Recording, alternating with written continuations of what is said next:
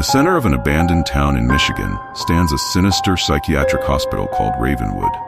The building was closed in the late 70s after a series of brutal experiments on patients and strange disappearances. Legends claim that after the closure of the hospital, unexplained events continued to occur there. One day, a group of friends from Detroit, Dan, Laura, and Jake, decide to explore Ravenwood, succumbing to curiosity and a thirst for adventure.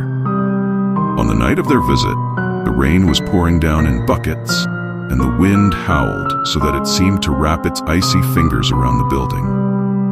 When they entered through the destroyed doors, they immediately caught sight of a strange inscription written in blood. "There is no salvation here." It was the first sign that their nighttime adventure would turn into something much more sinister. Inside, everything was in darkness. There were strange, distorted drawings on the walls, which seemed to have been left by patients. As they moved through the corridors, they had the feeling that someone was watching them. They soon found an old ward where the floor was covered with dirt and stains resembling bruises. There was a rusty iron cupboard in the corner of the room, from which came a faint but piercing moan. When Dan, Laura, and Jake approached the closet, their fear became almost palpable. Laura slowly pulled on the door, which creaked and trembled under her hands as if trying to resist. There were a lot of old medical supplies inside, among which were rusty needles covered with dried bloodstains and cursed notes. Another item fell out of the locker, a battered diary whose pages were torn and stained with dirt. Jake began to read the notes aloud, and his voice trembled with horror. They were full of descriptions of the terrible procedures and torments that were carried out on patients. Many of them ended in irreversible brain damage and death. But one entry that froze their blood in their veins was a date and a simple word: soon. Before they could digest everything they had read, they heard a rustle behind them. The echoing creaking and grinding sounded as if something huge and heavy was moving along the corridor. The hearts of the friends began to beat in a desperate rhythm when they realized that their only way out could now be blocked. The corridors began to seem infinitely long, and their ears were filled with unnatural sounds, whispers that turned into a deep roar and crackling, as if the wall itself was trying to swallow them up. They came across an old operating room where the walls were covered with films of old blood, and the steel tables were stained and covered with rust. In one corner stood a large container filled with tin cans with unknown content.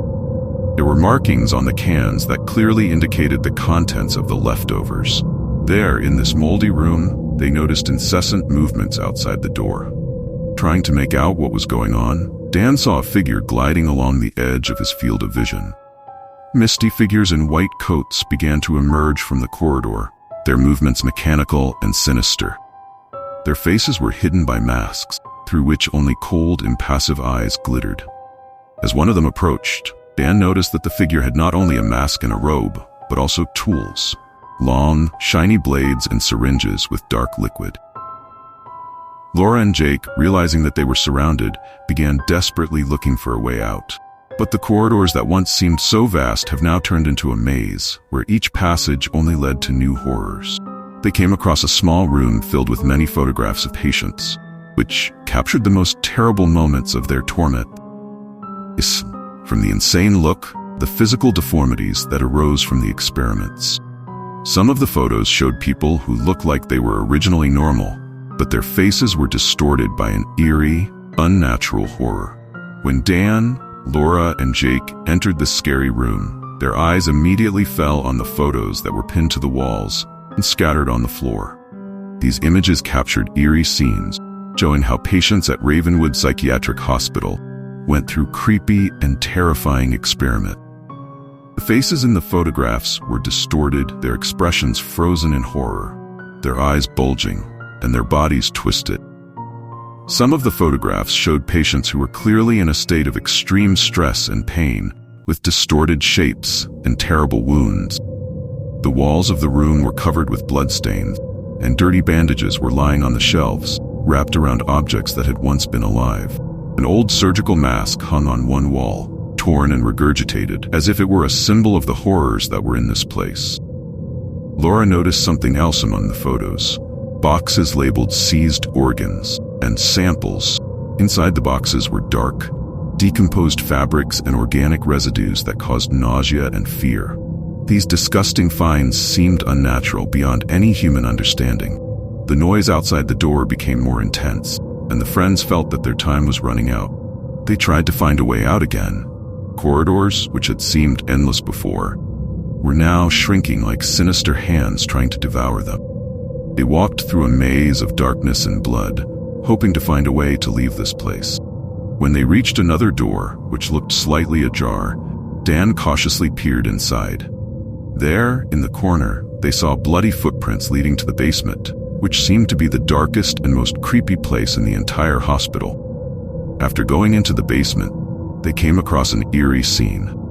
There were pits under the floor filled with remains, medical instruments, and dirty bandages.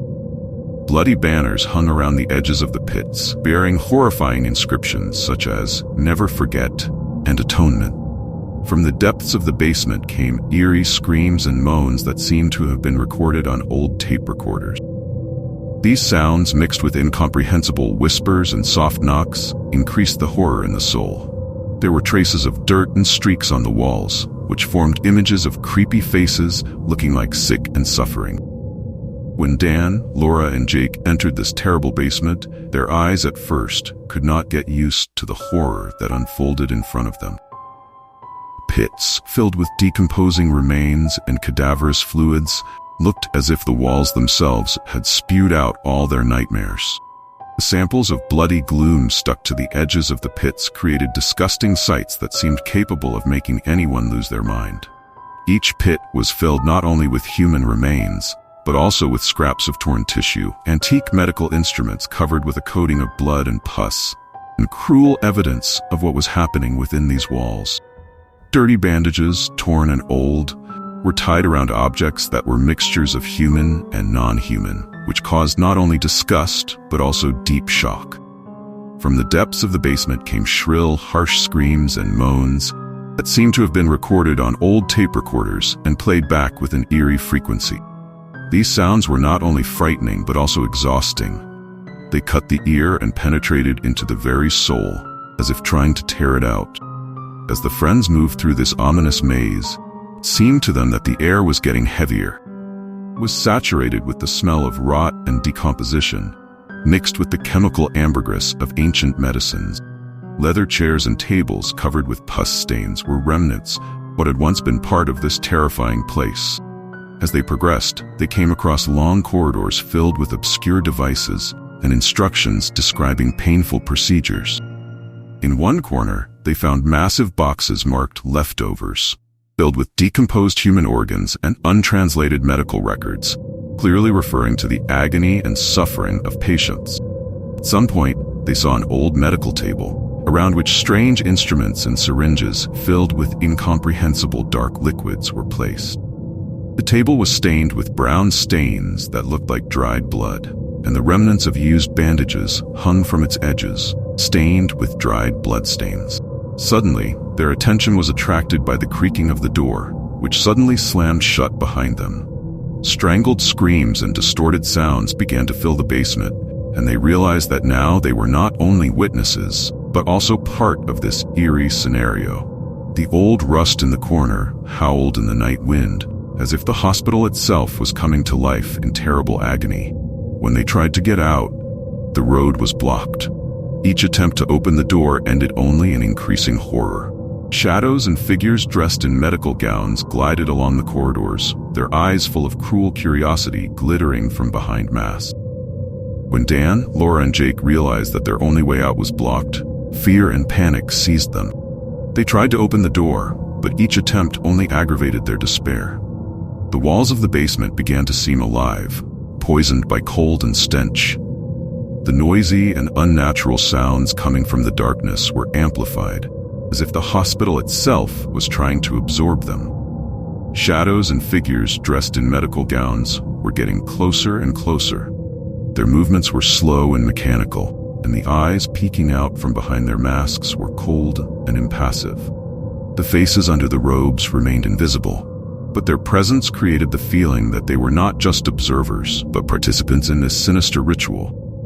One minute, When the fear reached its peak, the shadows began to move along the corridor, and they approached their friends. Once in the middle of this terrible maze, Dan, Laura, and Jake felt the walls begin to shrink around them, as if the basement was coming to life in ominous agony.